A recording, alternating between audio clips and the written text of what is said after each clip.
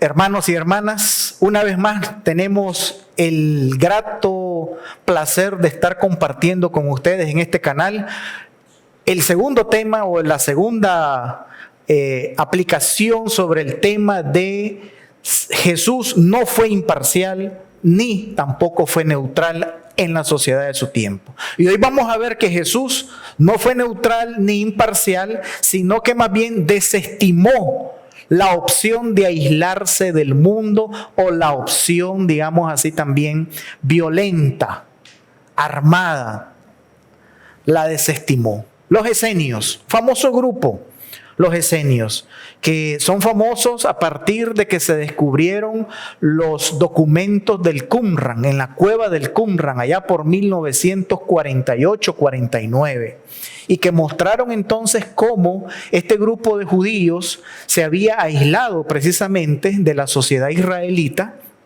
Y porque ellos eran, hermanos, los esenios eran una especie, digamos así, de fariseos radicalizados. Los fariseos se caracterizaban por un cumplimiento estricto, riguroso, por enseñar la ley, por creer que a través del cumplimiento de la ley es que el reino de Dios venía. Pues los esenios son esa misma versión, nada más que extrema, radical.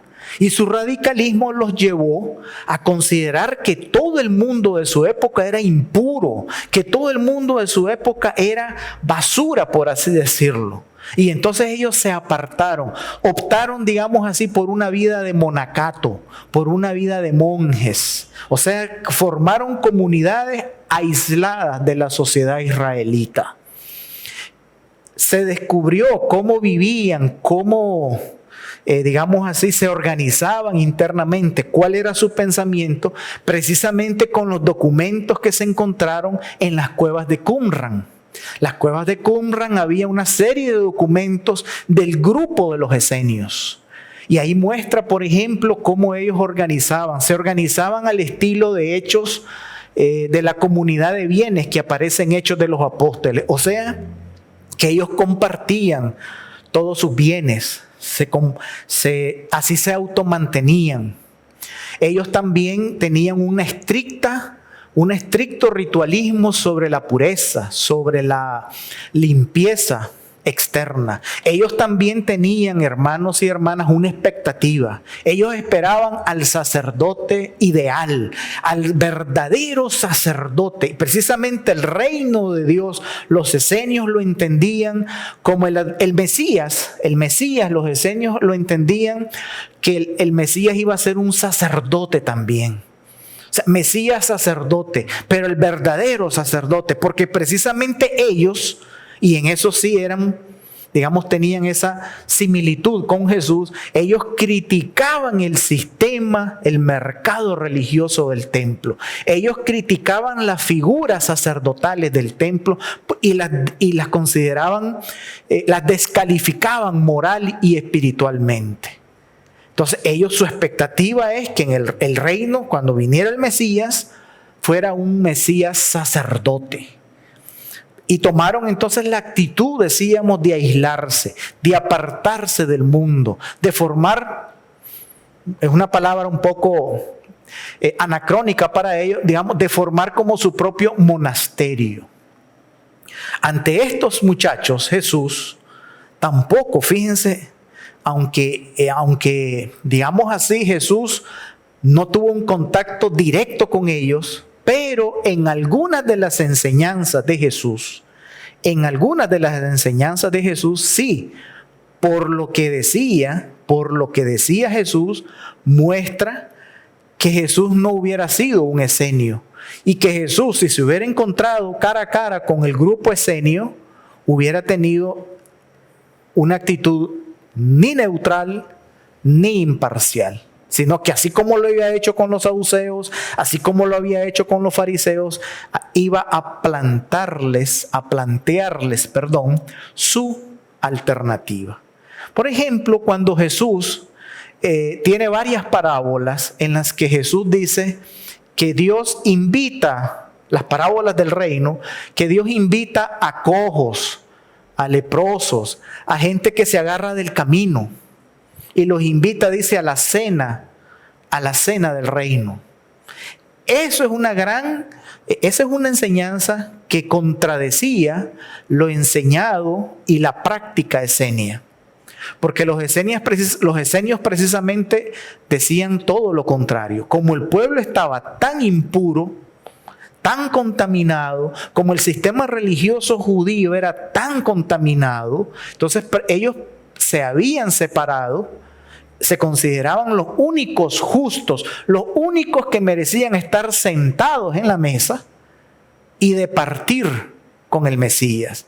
Con la parábola del reino que Jesús plantea en varias ocasiones, de que hay que invitar a todo tipo de personas, y menciona personas que eran consideradas impuras en el sistema socio-religioso judío, cojos, mancos, pobres.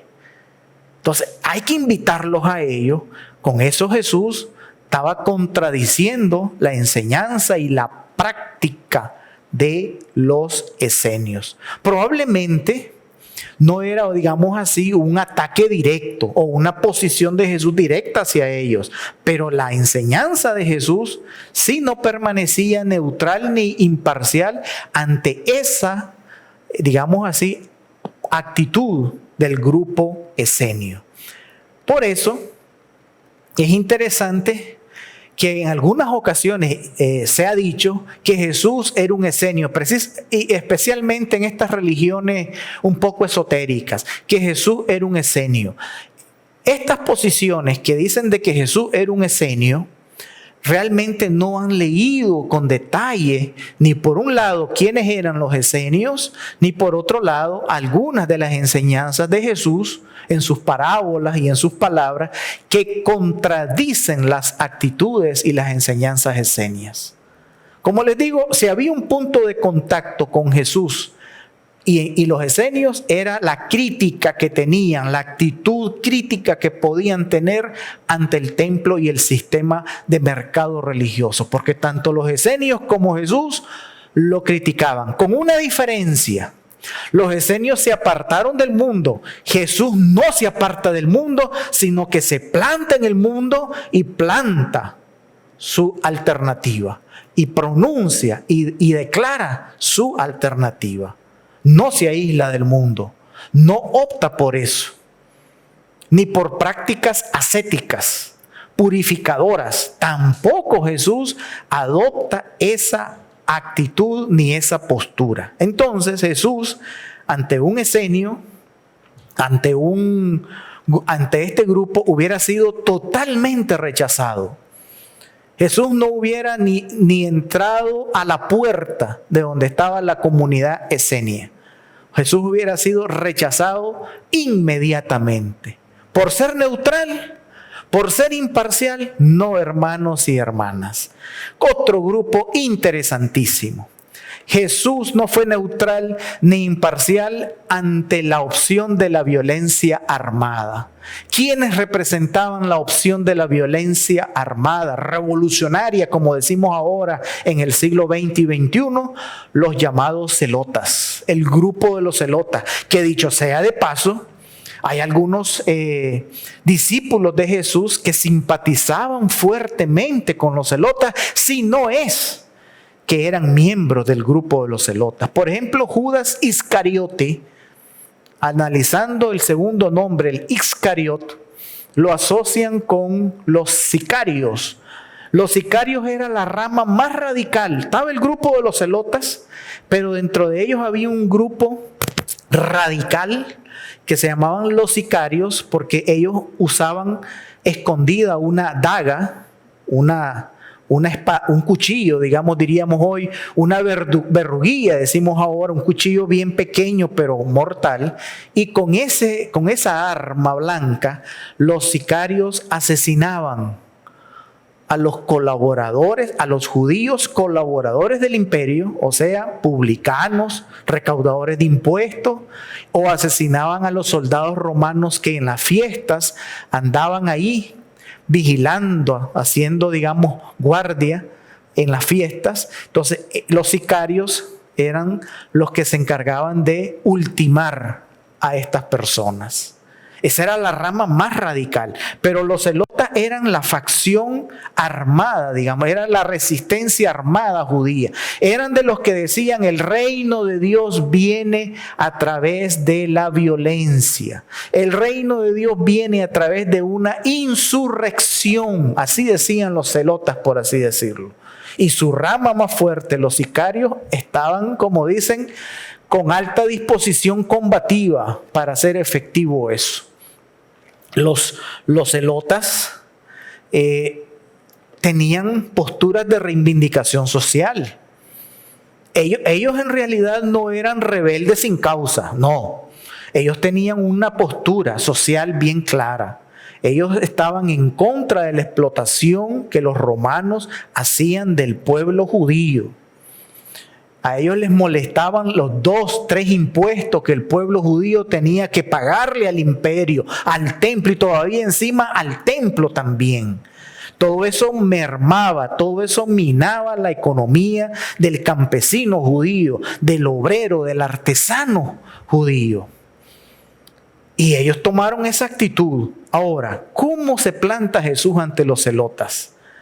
¿Cómo? O tal vez no tanto ante el grupo, sino ante la actitud, ante el imaginario celota de la lucha armada, de la venida del reino a través de la violencia, de tomar un arma y hacer de la violencia la herramienta de liberación. Jesús no opta por eso. Es famoso aquel texto en el que ya apresado o ya por apresado a Jesús, uno de sus discípulos desenvaina la espada y agrede a uno de los soldados romanos que cortándole la oreja que llevaba preso a Jesús. Y es interesante la actitud de Jesús. Ahí se ve cómo Jesús no está de acuerdo con la violencia armada. Y le dice, ¿vos creés, le dice al discípulo, que yo no puedo pedirle al Padre una legión de ángeles y salir airoso y libre de esto? Lo puedo hacer, pero no es el camino que yo voy a tomar. En ese episodio, en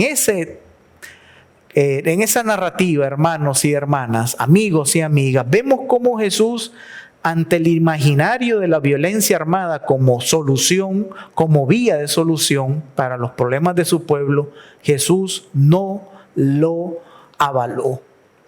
Jesús no fue ni neutral ni imparcial ante esta opción. Así como no fue ni neutral ante la opción de aislarse del mundo de los esenios, así como tampoco fue neutral e imparcial ante la actitud de, digamos así, de compaginar con el imperio romano de los saduceos, del poder político, de codearse con el poder político social de los saduceos, así como tampoco Jesús fue neutral e imparcial ante la actitud de los fariseos.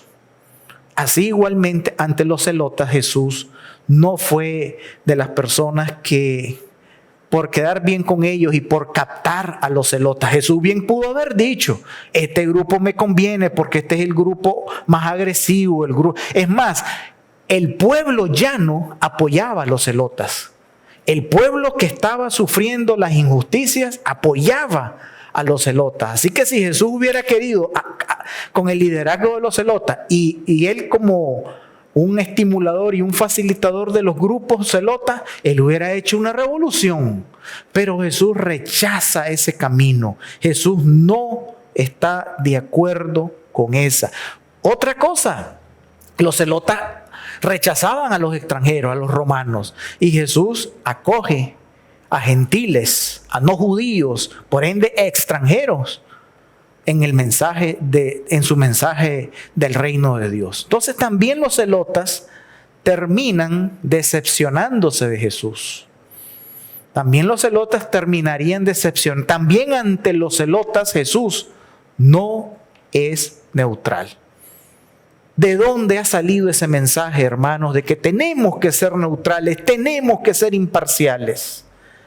Si nosotros lo vemos desde Jesús, no es así. Bien, hermanos, en el próximo video, que esperamos contar con su amable atención, con su visita, vamos a ver cuál fue la reacción del pueblo ante Jesús, ante esta actitud, ante esta alternativa de Jesús. Vamos a ver cuál fue la actitud de Jesús incluso hacia los poderosos, hacia los que estaban detentando el gobierno, las altas autoridades políticas. También vamos a ver qué hizo Jesús con esas entidades, con esas, digamos así, ámbitos sociales de su tiempo. Que el Señor les bendiga y nos vemos en el próximo video.